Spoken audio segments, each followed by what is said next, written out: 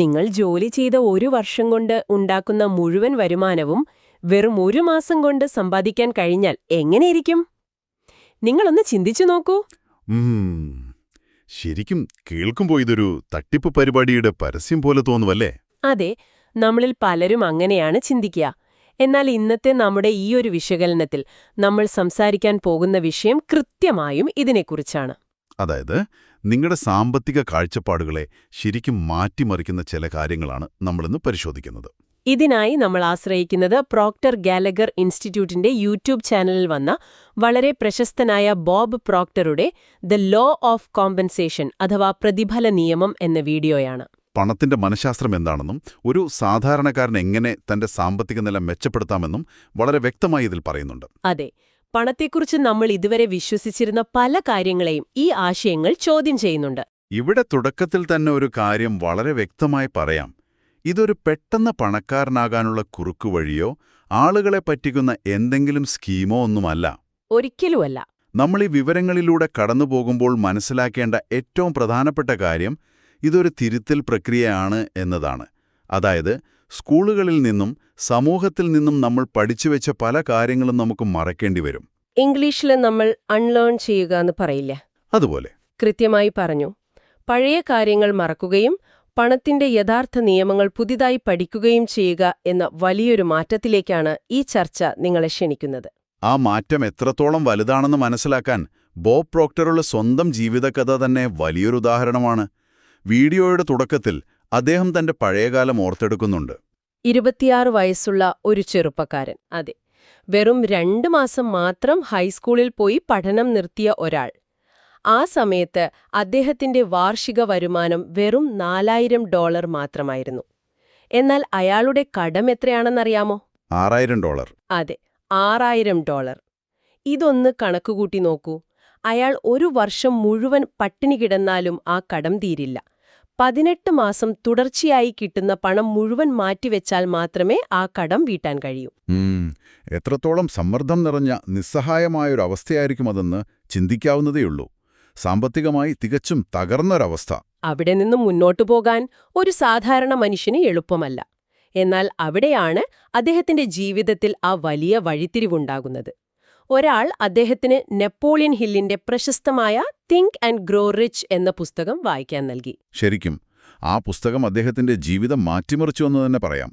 അതെ, അതിലെ നിർദ്ദേശങ്ങൾ പ്രായോഗികമാക്കാൻ തുടങ്ങിയതോടെ വെറും ഒരു വർഷത്തിനുള്ളിൽ അദ്ദേഹത്തിന്റെ വരുമാനം വർഷത്തിൽ $4000 എന്നതിൽ നിന്ന് മാസം $15000 ഉയർന്നു. അത് ചെറിയൊരു കുതിപ്പല്ല കേട്ടോ. ഇവിടെ നമ്മൾ ഏറ്റവും ശ്രദ്ധിക്കേണ്ട ഒരു കാര്യമുണ്ട്. താൻ പെട്ടെന്ന് ഭയങ്കര ബുദ്ധിമാനായതുകൊണ്ടോ IQ ലെവൽ കൂടിയതുകൊണ്ടോ അല്ല ഈ മാറ്റമുണ്ടായതെന്ന് ബോബ് തന്നെ തുറന്ന് സമ്മതിക്കുന്നുണ്ട്. മറിച്ച് പണം സമ്പാദിക്കുന്നതിന് ചില അടിസ്ഥാന നിയമങ്ങളുണ്ടെന്നും ആ നിയമങ്ങൾ കൃത്യമായി മനസ്സിലാക്കി പ്രയോഗിച്ചു എന്നുമാണ് അദ്ദേഹം പറയുന്നത്. ആ ഒരു തിരിച്ചറിവാണ് ഇതിലെ നിർണായകമായ കാര്യം. അതെ, പണം സമ്പാദിക്കാൻ വലിയ ബുദ്ധിമാനാകണമെന്നോ ഉന്നത ബിരുദങ്ങളുണ്ടാകണമെന്നോ നിർബന്ധമില്ല. ഈ നിയമങ്ങൾ എത്രത്തോളം പ്രധാനമാണെന്ന് തെളിയിക്കാൻ വീഡിയോയിൽ അദ്ദേഹം തന്റെ ബിസിനസ് പങ്കാളിയായ സാൻഡി ഗാലഗറിനെ പരിചയപ്പെടുത്തുന്നുണ്ട്. സാൻഡി വെറുമൊരു സാധാരണക്കാരിയല്ല അല്ലേ? അല്ല, അവരെ കോർപ്പറേറ്റ് രംഗത്തെ പ്രഗത്ഭയായൊരു സെക്യൂരിറ്റീസ് അറ്റോർണിയായിരുന്നു. ബാങ്കുകൾ വാങ്ങുകയും വിൽക്കുകയും ലയിപ്പിക്കുകയും ഒക്കെ ചെയ്യുന്ന മേഖലയിൽ $100 ബില്യൺ ബിസിനസ്സുകൾ അവർ കൈകാര്യം ചെയ്തിട്ടുണ്ട്. 100 മില്യൺ അല്ല കേട്ടോ, $100 ബില്യൺ. അത്രയും വലിയ സാമ്പത്തിക ഇടപാടുകൾക്ക് നേതൃത്വം നൽകിയ വ്യക്തിയാണ് സാൻഡി. ഇത്രയും വലിയൊരു കോർപ്പറേറ്റ് പശ്ചാത്തലമുള്ള ഉന്നത വിദ്യാഭ്യാസം നേടിയ സാൻഡി എന്തിനാണ് ഹൈസ്കൂൾ വിദ്യാഭ്യാസം പോലുമില്ലാത്ത ബോബ് പ്രോക്ടറുടെ കൂടെ ബിസിനസ് പങ്കാളിയായി ചേരുന്നത്? അതൊരു കൗതുകമുള്ള ചോദ്യമാണ്. അതിന്റെ ഉത്തരം ബോബിന് പണത്തിന്റെ മനഃശാസ്ത്രത്തെക്കുറിച്ചുണ്ടായിരുന്ന അറിവ് തന്നെയാണ്. ശരിയായ സാമ്പത്തിക അറിവുള്ളവരുമായി സഹകരിക്കുന്നതിന്റെ പ്രാധാന്യമാണ് ഈ ഉദാഹരണത്തിലൂടെ വ്യക്തമാകുന്നത്. നമ്മൾ ആരുടെ കൂടെ സമയം ചെലവഴിക്കുന്നു, ആരുമായി ബിസിനസ് ആശയങ്ങൾ പങ്കുവെക്കുന്നു എന്നത് നമ്മുടെ സാമ്പത്തിക വളർച്ചയെ നേരിട്ട് സ്വാധീനിക്കും. വളരെ ശരിയാണ്. ആ ഒരു ചിന്താഗതി മാറ്റത്തെക്കുറിച്ച് പറയുമ്പോഴാണ് നെപ്പോളിയൻ ഹില്ലിന്റെ വലിയ പണം അഥവാ ബിഗ് മണി എന്ന ആശയം കടന്നുവരുന്നത്. പണം എന്നത് ഒരു വലിയ മലമുകളിൽ നിന്ന് താഴേക്ക് ശക്തിയായി ഒഴുകുന്ന വെള്ളം പോലെയാണെന്നാണ് അദ്ദേഹം പറയുന്നത്. അതൊരു ഗംഭീര ഉപമയാണ്. അതെ, മനസ്സിന്റെ ശക്തിയെ ഒരു വലിയ നദിയോടാണ് അദ്ദേഹം ഉപമിക്കുന്നത്. ആ നദിക്ക് രണ്ട് വശങ്ങളുണ്ട്. ഒരു വശത്തേക്കൊഴുകുന്നത് അനുകൂല ചിന്തകളുടെയും വികാരങ്ങളുടെയും പ്രവാഹമാണ്. ആ ഒഴുക്കിനൊപ്പം നിൽക്കുന്ന ആളുകളെ അത് സ്വാഭാവികമായും അതിരില്ലാത്ത സമ്പത്തിലേക്കും വിജയത്തിലേക്കും നയിക്കുന്നു. എന്നാൽ അതേ നദിയുടെ മറുഭാഗം പ്രതികൂല ചിന്തകളുടേതാണ്. നിരന്തരമായ ഭയം, സംശയം, ഇല്ലായ്മയെക്കുറിച്ചുള്ള ചിന്തകൾ. അതെ, ആ വശത്താണ് നമ്മൾ നിൽക്കുന്നതെങ്കിൽ അത് നമ്മളെ ദാരിദ്ര്യത്തിലേക്കും ദുരിതത്തിലേക്കും വലിച്ചിഴക്കും. ഈ നദിയിലെ ഏതൊഴുക്കിലാണ് നമ്മൾ ഉള്ളത് എന്നത് നമ്മുടെ സാമ്പത്തിക ഭാവിയെ തീരുമാനിക്കുന്നു. ഇതിലെന്നെ ഏറ്റവും കൂടുതൽ ചിന്തിപ്പിച്ച ഒരു വാചകം ഈ വീഡിയോയിലുണ്ട്. നിങ്ങളിതൊന്ന് ശ്രദ്ധിച്ചു കേൾക്കണം. ആ വാചകം ശരിക്കും നമ്മളെ ഇരുത്തി ചിന്തിപ്പിക്കുന്നതാണ്. ദാരിദ്ര്യത്തിന് ഒരു പദ്ധതിയുടെയും ആവശ്യമില്ല, കാരണം അത് ക്രൂരവും ശക്തവുമാണ്. എന്നാൽ സമ്പത്ത് ലജ്ജയുള്ളതും ഭയമുള്ളതുമാണ്. അതിനെ നാം ആകർഷിക്കേണ്ടതുണ്ട്. ഇതിനകത്ത് വലിയൊരർത്ഥം ഒളിഞ്ഞിരിപ്പുണ്ട്. ഈ വാചകം അർത്ഥമാക്കുന്നത് ദാരിദ്ര്യം എന്നത് മനുഷ്യന്റെ ഒരു ഡിഫോൾട്ട് അവസ്ഥയാണ് എന്നാണ്. അതായത് സാമ്പത്തികമായി മെച്ചപ്പെടാൻ വേണ്ടി നമ്മൾ യാതൊരു പ്ലാനും ചെയ്തില്ലെങ്കിൽ നമ്മൾ തനിയെ ചെന്നെത്തുന്നത് ദാരിദ്ര്യത്തിലായിരിക്കും. ദാരിദ്ര്യത്തിന് നിങ്ങളെ പിടികൂടാൻ നിങ്ങളുടെ അനുമതിയോ തയ്യാറെടുപ്പുകളോ ഒന്നും വേണ്ട. അത് സ്വയമേവ സംഭവിക്കും. എന്നാൽ സമ്പത്ത് അങ്ങനെയല്ല. അതൊരിക്കലും തനിയെ നിങ്ങളുടെ അടുത്തേക്ക് വരില്ല. അതിന് കൃത്യമായൊരു പ്ലാൻ ആവശ്യമാണ്. നമ്മുടെ ചിന്തകളിലൂടെയും പ്രവൃത്തികളിലൂടെയും സമ്പത്തിനെ നമ്മളിലേക്ക് ആകർഷിച്ചെടുക്കണം. നമ്മൾ മനഃപൂർവ്വം ഒരു പ്ലാൻ ഉണ്ടാക്കിയില്ലെങ്കിൽ ദാരിദ്ര്യം ഉറപ്പാണെന്ന് തിരിച്ചറിവ് ശരിക്കും ഭയപ്പെടുത്തുന്ന ഒന്നാണ്. ഈയൊരു പശ്ചാത്തലത്തിൽ നിന്നുകൊണ്ടാണ് നമ്മൾ റാൽഫ് വാൽഡോ എംഗോർസിന്റെ പ്രശസ്തമായ പ്രതിഫല നിയമം അഥവാ ദി ലോ ഓഫ് കോമ്പൻസേഷൻ മനസ്സിലാക്കേണ്ടത്. ഈ നിയമം പറയുന്നത് ലോകത്ത് നാം സമ്പാദിക്കുന്ന പണം കൃത്യമായും 3 കാര്യങ്ങളെ ആശ്രയിച്ചിരിക്കുന്നു എന്നാണ്. ഒന്നാമത്തെ കാര്യം, നിങ്ങൾ ചെയ്യുന്ന കാര്യത്തിന് സമൂഹത്തിലുള്ള ആവശ്യം. രണ്ടാമത്തെ കാര്യം, ആ കാര്യം ചെയ്യാനുള്ള നിങ്ങളുടെ കഴിവ്.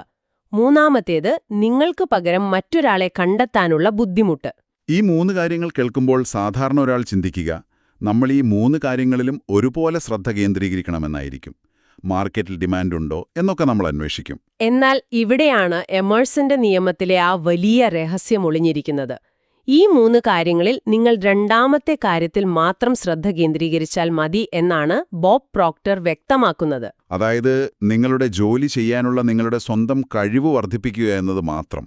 ബാക്കി 2 കാര്യങ്ങളും തനിയെ സംഭവിച്ചോളും. അതൊരു വലിയ തിരിച്ചറിവാണ് ശരിക്കും. കാരണം ഒന്നാമത്തെ കാര്യം, അതായത് നിങ്ങൾ ചെയ്യുന്ന സേവനത്തിന് സമൂഹത്തിലുള്ള ആവശ്യം ഇതിനകം തന്നെ അവിടെയുണ്ട്. നിങ്ങൾ പുതിയതായൊരാവശ്യം സൃഷ്ടിക്കേണ്ടതില്ല.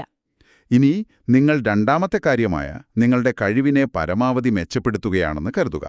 നിങ്ങൾ നിങ്ങളുടെ മേഖലയിൽ ഒരു അതിവിദഗ്ധനായി മാറുന്നു. അപ്പോൾ എന്ത് സംഭവിക്കും? സ്വാഭാവികമായും മൂന്നാമത്തെ കാര്യം അവിടെ സംഭവിക്കും. അതായത് നിങ്ങൾക്ക് പകരം മറ്റൊരാളെ കണ്ടെത്തുക എന്നത് സമൂഹത്തിന് ഏതാണ്ട് അസാധ്യമായി മാറും. അതുകൊണ്ട് മാർക്കറ്റിലെ മാറ്റങ്ങളെക്കുറിച്ചോ മറ്റുള്ളവരുമായി മത്സരിക്കുന്നതിനെക്കുറിച്ചോ ആലോചിച്ച് വിഷമിക്കേണ്ടതില്ല. സ്വന്തം കഴിവ് നിരന്തരം മെച്ചപ്പെടുത്തുക എന്നതാണ് ഏറ്റവും പ്രധാനം. ഇവിടെ നിങ്ങൾക്ക് നിങ്ങളോട് മാത്രമാണ് മത്സരം.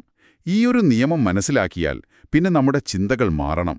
ഇവിടെയാണ് നമ്മുടെ വിദ്യാഭ്യാസ സമ്പ്രദായത്തെക്കുറിച്ച് അദ്ദേഹം സംസാരിക്കുന്നത്. ഉള്ള പണം എങ്ങനെ സൂക്ഷിക്കാമെന്നും നിക്ഷേപിക്കാമെന്നും മാത്രമാണ് അവിടെ പഠിപ്പിക്കുന്നത്. ഇതിന് പരിഹാരമായി വരുമാനമുണ്ടാക്കാനുള്ള 3 പ്രധാന തന്ത്രങ്ങളെക്കുറിച്ച് അദ്ദേഹം പറയുന്നുണ്ട്. M1, M2, പിന്നെ M3. ലോകത്തുള്ള എല്ലാവരും പണം സമ്പാദിക്കുന്നത് ഇതിൽ ഏതെങ്കിലും ഒന്ന് ഉപയോഗിച്ചായിരിക്കും. ആദ്യത്തേത് M1 തന്ത്രമാണ്. ജനസംഖ്യയുടെ 96% ആളുകളും ഉപയോഗിക്കുന്ന രീതി. അതായത് സ്വന്തം സമയത്തെ പണമാക്കി മാറ്റുക. ദിവസവും ഒരു ജോലിക്ക് പോയി സമയം കൊടുത്ത് ശമ്പളം വാങ്ങുക. നമ്മളിൽ ഭൂരിഭാഗം പേർക്കും പരിചയമുള്ള ഒരേയൊരു തന്ത്രം ഇതാണ്. എന്നാൽ ഇതിലെ ഏറ്റവും വലിയ പ്രശ്നം ഇതിലൊരു സാച്ചുറേഷൻ പോയിന്റ് ഉണ്ട് എന്നതാണ്. നിങ്ങൾ എത്ര മിടുക്കനായാലും ഒരു ദിവസം നിങ്ങൾക്ക് 24 മണിക്കൂർ മാത്രമേ ലഭിക്കൂ. അതിൽ കൂടുതൽ സമയം നിങ്ങൾക്ക് വിൽക്കാൻ കഴിയില്ല. നിങ്ങളുടെ സമയം തീരുമ്പോൾ വരുമാനവും നിൽക്കും. അതുകൊണ്ട് സമയം വിറ്റ് പണമാക്കുന്ന ഈ രീതി ഉപയോഗിച്ച് ഒരിക്കലും സാമ്പത്തിക സ്വാതന്ത്ര്യത്തിലേക്ക് എത്താൻ കഴിയില്ല. ഇനി രണ്ടാമത്തെ തന്ത്രമായ M2 നോക്കാം. പണം നിക്ഷേപിച്ച് അതിൽ നിന്ന് പണമുണ്ടാക്കുന്ന രീതി. ഇവിടെ സമയമല്ല, പണമാണ് പണമുണ്ടാക്കുന്നത്. എന്നാൽ ഇത് ലോകത്തെ വെറും 3% പേർ മാത്രമേ വിജയകരമായി ചെയ്യുന്നുള്ളൂ. എന്തുകൊണ്ടായിരിക്കും അത്? M1 വിഭാഗത്തിലുള്ള പലരും ഈ M2 തന്ത്രം പ്രയോഗിക്കാൻ ശ്രമിക്കാറുണ്ട്. അവർ സമ്പാദ്യമെടുത്ത് എവിടെയെങ്കിലും നിക്ഷേപിക്കും. പക്ഷേ അറിവില്ലായ്മ കാരണം പണം നഷ്ടപ്പെടുത്തും. പണം എങ്ങനെയാണ് വളരുന്നതെന്നോ റിസ്കുകൾ എന്താണെന്നോ പഠിക്കാതെ നിക്ഷേപിക്കുന്നത് ഒരുതരം ചൂതാട്ടം പോലെയാണ്. അപ്പോൾ നമ്മൾ കണ്ടു, ഭൂരിഭാഗം ആളുകളും തെറ്റായ തന്ത്രങ്ങളിലാണുള്ളത്. ഇനി ഏറ്റവും പ്രധാനപ്പെട്ട ആശയമായ M3 തന്ത്രത്തിലേക്ക് വരാം. ജനസംഖ്യയിലെ വെറും 1% ആളുകൾ മാത്രം ഉപയോഗിക്കുന്ന തന്ത്രം. എന്നാൽ ലോകത്തിലെ 96% പണവും ഈ 1% ആളുകളുടെ കൈകളിലാണ്. എന്താണ് M3? ഒന്നിലധികം വരുമാന സ്രോതസ്സുകൾ ഉണ്ടാക്കിയെടുക്കുക എന്നതാണ് M3. ഇത് കേൾക്കുമ്പോൾ രാവിലെ ഒരു ജോലി, വൈകുന്നേരം പാർട്ട് ടൈം ജോലി എന്നൊക്കെ പലരും വിചാരിക്കും. അത് M3 അല്ല, അത് പഴയ M1 തന്നെയാണ്. അവിടെയും നിങ്ങൾ സമയം വിൽക്കുകയാണ്. M3 എന്നത് നിങ്ങൾ ഉറങ്ങുമ്പോൾ പോലും നിങ്ങളുടെ ബാങ്ക് അക്കൗണ്ടിലേക്ക് പണം വന്നുകൊണ്ടിരിക്കുന്ന സിസ്റ്റംസ് സൃഷ്ടിക്കുക എന്നതാണ്. നേരിട്ട് പോയി അധ്വാനിക്കാതെ വരുമാനം നൽകുന്ന സംവിധാനങ്ങൾ. ലോകത്തിന്റെ വിവിധ ഭാഗങ്ങളിൽ നിന്നും പണം നിങ്ങളുടെ ബാങ്കിലേക്കെത്തുന്ന സൗന്ദര്യം. ഇന്നത്തെ കാലത്ത്, പ്രത്യേകിച്ചും ഇന്റർനെറ്റിന്റെ കാലത്ത്, ഇത് വളരെ എളുപ്പമാണ്. ഇന്റർനെറ്റ് ലോകത്തെ മുഴുവൻ ഒരു കുടക്കീഴിൽ കൊണ്ടുവന്നിരിക്കുകയാണ്. നിങ്ങൾ പണമുണ്ടാക്കാൻ പണിയെടുക്കുന്നതിന് പകരം സിസ്റ്റങ്ങൾ ഉണ്ടാക്കാൻ സമയം ചെലവഴിക്കുക. ഈ M3യിലേക്ക് മാറണമെങ്കിൽ നമ്മൾ ആദ്യം പറഞ്ഞ ആ അൺലേൺ ചെയ്യുക എന്ന പ്രക്രിയ അത്യാവശ്യമാണ്. ഇതിനെക്കുറിച്ച് പറയുമ്പോൾ ആൽവിൻ ടോഫ്ലർ എഴുതിയ ഫ്യൂച്ചർ ഷോക്ക് എന്ന പുസ്തകത്തിലെ ഒരു ഉദ്ധരണി അദ്ദേഹം ഓർമ്മിപ്പിക്കുന്നുണ്ട്. 21ാം നൂറ്റാണ്ടിലെ നിരക്ഷരർ എന്ന് പറയുന്നത് എഴുതാനും വായിക്കാനും അറിയാത്തവരായിരിക്കില്ല, മറിച്ച് പഴയ കാര്യങ്ങൾ മറക്കാനും പുതിയവ പഠിക്കാനും തയ്യാറാവാത്തവരായിരിക്കും. ജോലിക്ക് പോയി ശമ്പളം വാങ്ങി ജീവിക്കുന്ന ആ പഴയ പാഠങ്ങൾ മറന്ന് ഒന്നിലധികം വരുമാന സ്രോതസ്സുകൾ എന്ന പുതിയ പാഠം പഠിക്കേണ്ടതിന്റെ ആവശ്യകതയാണ് ഇത് കാണിക്കുന്നത്. കാലത്തിനൊത്തു മാറാൻ തയ്യാറാകാത്തവർ സാമ്പത്തികമായി പിന്നോട്ടു പോകും. ലോകം ഇന്ന് ചുരുങ്ങിയിരിക്കുകയാണ്. നെറ്റ്വർക്ക് മാർക്കറ്റിംഗ് പോലുള്ള മാർഗങ്ങൾ ഒന്നിലധികം വരുമാന സ്രോതസ്സുകൾ ഉണ്ടാക്കാൻ എളുപ്പമുള്ള വഴിയായി അദ്ദേഹം നിർദ്ദേശിക്കുന്നുണ്ട്. പക്ഷേ ഏത് ബിസിനസ്സായാലും ശരിയായ ആളുകളോടൊപ്പം പ്രവർത്തിച്ചില്ലെങ്കിൽ പരാജയപ്പെടും എന്നൊരു മുന്നറിയിപ്പും അദ്ദേഹം നൽകുന്നുണ്ട്. അതെ, അവിടെയാണ് സാൻഡി ഗാലഗറിന്റെ ഉദാഹരണം പ്രസക്തമാകുന്നത്. നമ്മൾ ആരെയാണ് വിശ്വസിക്കുന്നത് എന്നത് വളരെ പ്രധാനമാണ്. ശരിയായ സാമ്പത്തിക കാഴ്ചപ്പാടുള്ള ആളുകളുടെ കൂടെ നിൽക്കുക എന്നത് വിജയത്തിന്റെ അടിസ്ഥാനമാണ്. അപ്പോൾ നമ്മൾ ഇന്നത്തെ ചർച്ചയുടെ അവസാന ഭാഗത്തേക്ക് എത്തുകയാണ്. നിങ്ങളുടെ വാർഷിക വരുമാനത്തെ പ്രതിമാസ വരുമാനമാക്കി മാറ്റാൻ നമ്മൾ M1 തന്ത്രത്തിൽ നിന്ന് M3യിലേക്ക് മാറേണ്ടതുണ്ട്. എമേഴ്സന്റെ നിയമമനുസരിച്ച് പുറത്തുള്ള കാര്യങ്ങളെക്കുറിച്ച് ആശങ്കപ്പെടാതെ സ്വന്തം കഴിവ് നിരന്തരം വർദ്ധിപ്പിക്കാൻ നാം തയ്യാറാകണം. ഇത് കേട്ടോണ്ടിരിക്കുന്ന നിങ്ങളോട് എനിക്കൊരു ചോദ്യം ചോദിക്കാനുണ്ട്. നിങ്ങളിപ്പോൾ ഏത് സാമ്പത്തിക തന്ത്രമാണ് ഉപയോഗിച്ചുകൊണ്ടിരിക്കുന്നത്? M1, M2 അതോ M3യോ? ഇതൊന്ന് സ്വയം ചോദിച്ചു നോക്കൂ.